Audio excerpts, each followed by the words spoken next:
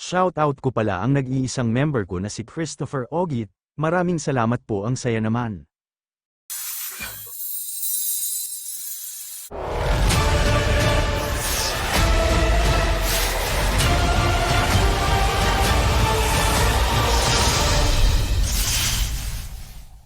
Sinasabi ni Rabbit na binabati ni Commoner Rabbit ang dakilang bayani, ang kanyang kamahalan Duke Grid. Tinatanong ni Lowell na sino siya, sabi niya alam niya ang sagot sa kanyang problema. Sinasabi ni Grid na second in command siya sa Mero Company at ang taong responsable sa pamumuno sa kanila upang maging pinakadakilang company sa North. Isa siyang kahanga-hanga bilang merchant, dahil sa korupsyon sa kumpanya, nakulong siya sa Winston pero hiniling niya sa father-in-law niya ng special exemption. Kasama niya si Euphemina na pumunta para kunin siya, di ba? Sa isip-isip ni Grid na medyo nagbago ang impression niya sa kanya. Pero hindi niya nakalimutan na ginagawa niya ang mga bagay sa pamamagitan ng anumang paraan na kailangan para sa company. Sinasabi ni Grid na para sa isang taong nakulong, mukhang maayos na siya. Sa isip-isip ni Rabbit na mula sa kanyang mga gesture hanggang sa kanyang appearance, parang ibang tao na siya ngayon. Kahanga-hanga ang kanyang pagbabago. Sinasabi ni Rabbit na oo, kasama niya siya. Salamat sa mga petisyon ng mga residente ng Winston, ang Marquis Time ay sapat na mapagbigay upang bigyan siya ng ilang partikular na amenities. Ang kanyang kamahalan ay nagpapakita ng aura ng isang taong umakyat sa itaas bilang ganap na ruler. Hindi niya maiwasang isipin na minamaliit niya siya, kamahalan. Sinasabi ni Grid na maaari niya nang itigil ang pagtatangka sa kanya ngayon. Anyways, ikinalulungkot niyang ibigay ito sa kanya dahil ngayon lang siya nakarating dito at lahat. Pero naalala niya ba na sinabi niya sa kanya na payayamanin niya siya? Isipin niya na kaya kitang kinuha ngayon, ano sa tingin niya? Pwede niya ba siyang pagsilbihan? Sinasabi ni Rabbit na susunod siya sa kanya with my pleasure. I guess dapat siyang mangarap na maging ikalawang mayaman ngayon. Sinasabi ni Grid na ayaw niya talagang bigyan siya ng monthly allowance para maintain ang kanyang appearances pero kailangan niya ng title. Sinabi niya sa kanya na hindi siya dapat magbigay ng mga title sa mga user, pero dapat ay maging ayos lang ito sa kasong ito, di ba, Lowell? Sa isip-isip ni Lowell na ang mga personal na koneksyon ni Lord Grid ay hindi nagdulot ng anumang kasamaan. Sinasabi ni Lowell na sa tingin niya magiging maayos lang. Kung gusto niya siya, gawin niya siyang vassal niya, ilagay niya ang isang sword sa kanyang balikat at ideklara ito. Sinasabi ni Grid na magmula sa sandaling ito, siya na ang Viscount ng Etnal Kingdom. Pero dahil siya ang nagbibigay sa kanya ng sweldo, kailangan niya lang maging loyal sa kanya. Sinasabi ni Rabbit na siya, at lahat ng kanyang mga anak, ay magiging loyal lamang sa kanya. Sa iyong autoridad bilang Duke ng Etnal Kingdom, itinalaga mo si Rabbit bilang Viscount. Kailangan mong magbigay ng 500 gold bawat buwan para mapanatili ang kanyang mga appearance. Kung hindi ito mababayaran, bababa ang kanyang loyalty. Sa isip-isip ni Grid na hindi niya akalain magkaroon ng ganito ang kakayahan ni Rabbit. Talagang magandang ideya na dalhin siya, sinasabi ni Rabbit na magiging okay ba kung ibibigay niya agad ang mga suggestion niya. Sa pagdaan niya dito, tingin niya ang buong Riden. Kahit nakamangha-mangha ang proseso ng muling pag-activate, naramdaman niya na sobra na. Tinatanong ni Lowell kung bakit nasabi niya na sobra na. Kailangan muna nilang itaas ang ekonomiya ng lupang ito sa pamamagitan ng pagsasaka bilang kanilang base. Dun lang sila makakagawa ng lungsod upang maging commercial city. Kaya naman pumipili sila ng mga pananim na mataas ang rotation rate para sa pagbungkal ng kanilang mga lupa. Sinasabi ni Rabbit na may limitadong dami ng mga pananim na maaari nating linangin sa mainit na klimang ito. Ibig sabihin nito na hindi angkop ang Riden na maging lungsod ng pagsasaka. Kahit nabawasan ang saklaw ng lupang sakahan sa ikatlong bahagi ng kung ano ito ngayon, magiging sagana ito para pakainin ang 20,000 mamamayan. At dahil ang mga tanim na ito ay may mataas na rotation rate, ibig sabihin ito ay maaaring makuha kahit saan. Hindi ito competitive na produkto, sinasabi ni Lowell na ang advantage lang ni Riden ay ang malawak na halaga ng lupa. Na makaipon ng pera, ang tanging option ay ang gamitin ng lupa na ito upang maglayong ng maliit na kita at mabilis na return. Tinatanong ni Lowell na hindi naman niya alam ang basic na ito, sigurado ba siya na magaling siyang merchant? Sinasabi ni Grid na sa tingin niya, maaari mas mabilis para sa kanya na suriin ang kanyang sarili. Sinasabi ni Lowell na kailangan ba talagang pagdaan ang lahat ng yan? Maiintindihan ba ng isang merchant na pangalawa lang sa command sa isang regional company ang mga plano niya? Nagulat si Lowell sa nakita niya stats ni Rabbit. Name, Rabbit. Level, 307 age, 37 sex, male class, merchant, ethno kingdoms. Viscount title, wealthy merchant ang great merchant ng panahon na ito. Strength, 49. Stamina, 380 agility, 150 intelligence, 2,241 political power, 1,505. Insight, 1,533 leadership, 512 charm, 210 cool-headed. Rank A+, kahit anong sitwasyon kanyang harapin, hindi naman nawawala ang kanyang composure, patuloy na ginagamit niya ang kanyang utak, kaya mababa ang tsansang na magkamali o matalo. Detection. Rank A+, makikita niya sa pamamagitan ng essential ng mga tao at mga bagay, madaling siya makipagkomunikasyon sa kahit kanino at laging naglalabas ng pinakamahusay na resulta. Administration Rank S, kung kabilang sa isang partikular na grupo, mahusay niyang pangasiwaan ang mga usapin ng estado, ito ay nasa level na kung saan niya maaaring paunlarin ang isang maliit na nayon sa isang lungsod. Business Acumen Rank S+, umabot na sa pinakamataas na level ang kanyang kasanayan at talino sa trading, nasa level na kung saan pwedeng niya gawin ang basura bilang produkto. Great Merchant's Wisdom Rank SS, may kaalaman siya at ang karanasan sa paglikha ng isang massive company. Sa pagbubuo ng company, iba't ibang plus points ang makukuha niya. Gulat na gulat at hindi makapaniwala si Lowell at sa isip-isip nito na ang kanyang merchant skills ay S+ at SS. At ang kanyang administration skill rank ay S din. Kahit ang Winston, ang ikalawang pinakamalaking lungsod sa North, may administrator lang na may kakayahan na B rank. Paano nakita ni Grid ang talentong ito? Sa isip-isip ni Grid na tulad ng inaasahan niya.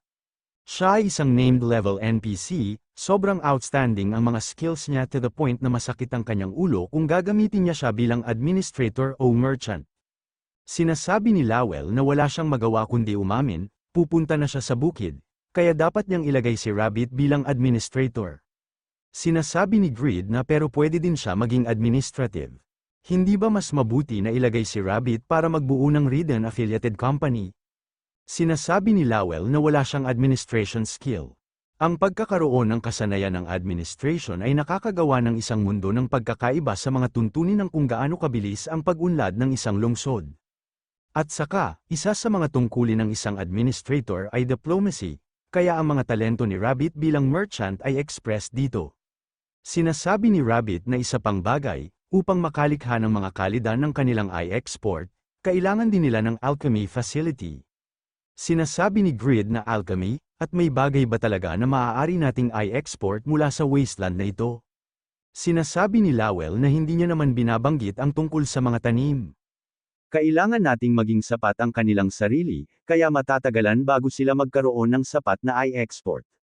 Sinasabi ni Rabbit na may malaking dami ng resources sa paligid nila. Tinatanong ni Lowell na kung ano ang may malaking halaga ng resources. Sa isip-isip ni Lowell na teka, huwag niyang sabihin na. Sinasabi ni Rabbit na ano pa ang may malaking resources sa Ridden maliban sa buhangin. Dapat lang silang magbenta ng buhangin, sinasabi ni Lowell na nagtataka siya kung ano ang pinagsasabi niya. Ang plano niya ba ay gawin ito bilang material at ibenta ito, tama ba? Ang buhangi ginagamit sa pagtatayo ng mga gusali ay buhangin mula sa karagatan. Ang buhangi mula sa disyerto ay masyadong hindi mainam upang maging angkop para sa construction. O pinaplano niya bang samantalahin ang alchemy, kahit sa alchemy, walang kwenta ang desert sand?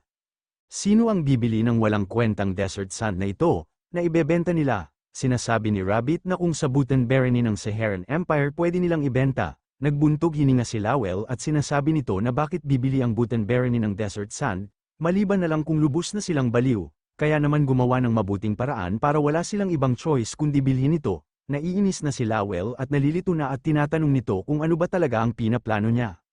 Sinasabi ni Rabbit na Mr. Khan, sabi niya malapit na siyang mag-70, di ba? Nagtataka siya kung dahil sa profession niya bilang blacksmith, pero mukhang healthy pa rin siya kahit malapit na siya sa 70.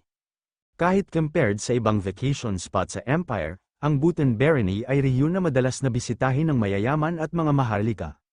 Dapat may mga iba't ibang bagay na makakakuha ng interes nilang lahat. Ang health ang common na makakakuha sa kanilang pansin. Ang dahilan kung bakit nakakasurvive ang mga commoners ni Ridden sa wasteland na ito sa nakaraang dekada. Magkakalat sila ng mga rumors na ito ay dahil sa desert sand. Kung mas mataas ang presyo, mas magiging kapani-paniwala ito. At pagkatapos, ito ay magiging luxury good, si Mr. Khan, na napakalakas pa, magiging isang kahanga-hangang model siya para dito. Kukunin lang natin ito at ibebenta bilang products. Ang luxury medicine for love life, sa isip-isip ni Grid na as expected, napakasama pa rin niya. Sinasabi ni Grid na kahanga-hanga ideya, ituloy niya ang plano na yan. Tinatanong ni Lowell at sa isip-isip nito na sino ang bibili na yan. Wala na ba talaga siya sa pag-iisip, makalipas ang isang buwan? Sinasabi ni Grid na parang nanalo sila sa isang jackpot. Ang luxury medicine for long life, sinasabi ni Lowell na kahit maganda ang benta sa kalokohan na presyo at nagkakahalaga ng 3 gold kada 10 gram, sigurado ba siya na hindi ito magiging issue sa susunod? Sinasabi ni Rabbit na magiging maayos ang lahat, ito ay maliit na halaga ng pera para sa isang mayayaman, at dahil hindi nila mapapansin kung hanggang kailang tatagal ang buhay ng isang tao. Sa isip-isip ni Lowell na kumikita siya ng halos 800 gold sa isang buwan sa paraang ito. Kahit sobrang liit ng kita para sa isang magandang lungsod, nasa malapit sa 99.9% ang profit na kita. Isang mayaman na merchant o isang abnoy na merchant. Isang manloloko lang siya, sinasabi ni Rabbit na nakakahiya ang bilang ng mayayaman na individual na bumisita sa Buten Barony sa hindi inaasahan.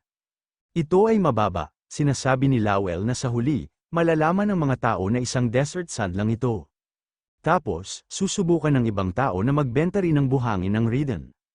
Sinasabi ni Rabbit na hindi siya naniniwala, sa tingin niya ba na may sirang ulong tao na magbebenta ng desert sand, maliban sa kanila, kahit may ibang tao, mabilis nilang ma-realize kung paano na walang saysay ito, tumatakbo ang matabang lalaki at sinasabi sa mga kasama niya na iwasan sila, at tinatanong niya na anong lugar ito, marami siyang ginastos na pera para mag-hire ng level 200 na escorts, pero naubos sila mula nang tumawid sila sa Ridden, Muto. Merchant ranking, first place operating a small-scale company.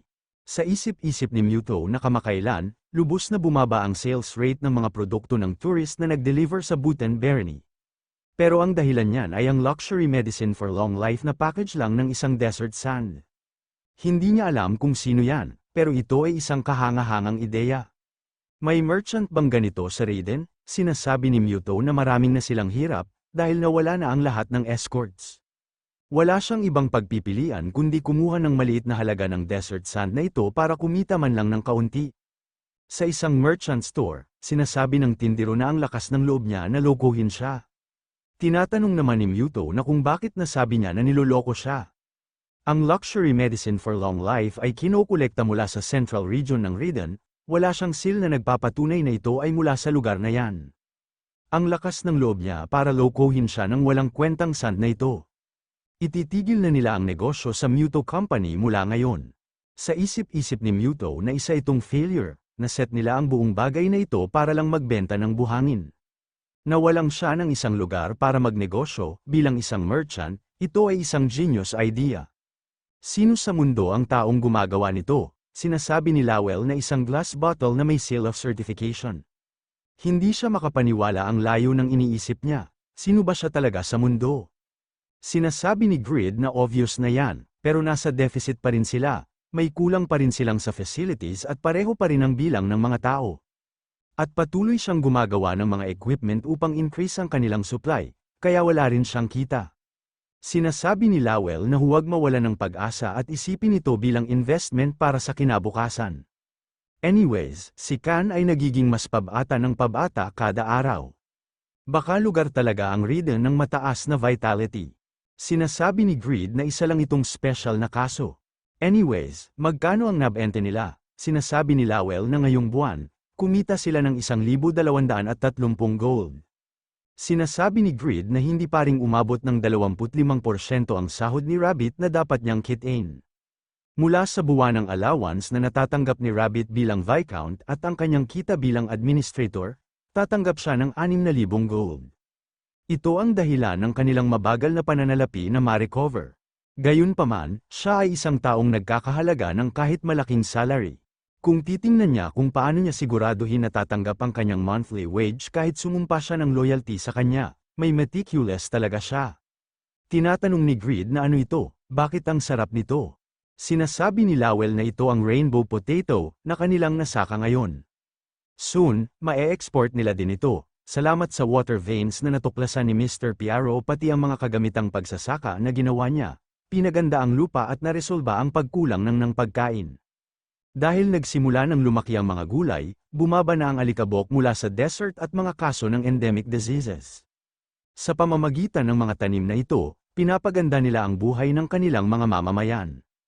Patunay na nakabawi na ang lungsod, sinasabi ni Greed na dahil sa sobrang busy niya hindi na siya nakakaalis dito, hindi niya maramdaman na totoo ito. Sinasabi ni Heroy na pinupuri siya ng mga mamamayan, My Lord. Ipinagmamalaki niya rin na naglilingkod siya sa kanya. Sa isip-isip ni Heroy na noong una, para lang mabayaran niya lang ang utang niya. Ngunit tumaas na naman ang kanyang paglilingkod niya sa kanya, My Lord. Unti-unti nang nagsimula ang buhay na bumalik sa Raiden, tulad ng hiling ng lahat. Salamat sa Overgeared Guild, hindi na kaya ng mga monster na pagbantaan ang Raiden, at salamat kay Jude, nagkaroon sila ng maliit, pero powerful army na lumalakas. Sa Blacksmith, salamat kay Khan, at sa mga batang talentadong blacksmith na nagsasanay. At medyo nakakatulong si Euphemina sa iba't ibang paraan sa kanyang mga kinokopyang skill. Nagpapakita si Lord Jeshuka sa bayran ng pambungad na pagganap sa pamamagitan ng pag-unlad sa pamamagitan ng Forest Guardian Raid at sa Frost Orc Subjugation. Salamat dito, napuno ng iba't ibang mineral ang inventory ng guild at may sapat na silang mga sylphid scales para gumawa ng hooded zip-up, para sa lahat ng Overgeared Guild members. Sa isip-isip ni Greed na huwag silang mag-alala sa mabilis na profit na kita. Kailangan nilang magbantay ng mga hakbang tungo sa kinabukasan.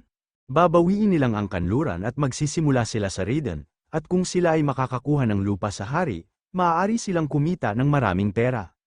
Sa real world, sinasabi ni Greed na nagbabalat ba sila ng bawang?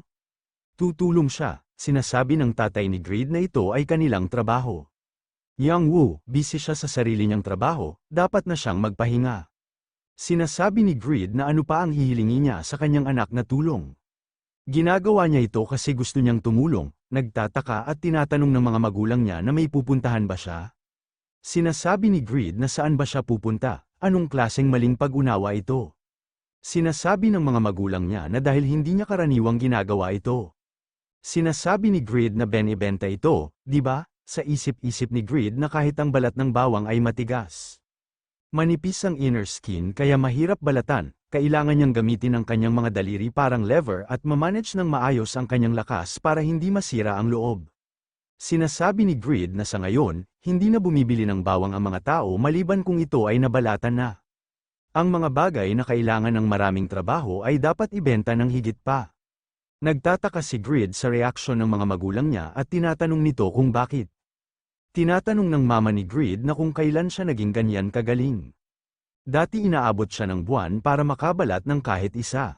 Umupo lang siya, pero halos mabalatan niya na lahat. Katulad ng papa niya sa isang instant, ang kanyang ama ay nagtatrabaho ng dekada sa isang tindahan ng gulay. Sa isip-isip ni Greed na tama sila. Matagal siya dating natatapos, ano ang nangyayari? Ang tanging ginawa niya lang ay gumawa sa kanyang mga kamay ng tulad ng ginagawa niya sa smithy. Impluwensya ba ito mula sa dexterity stat? Maaaring bang magkaroon ng impluwensya sa tunay na mundo ang mga bagay mula sa satisfy?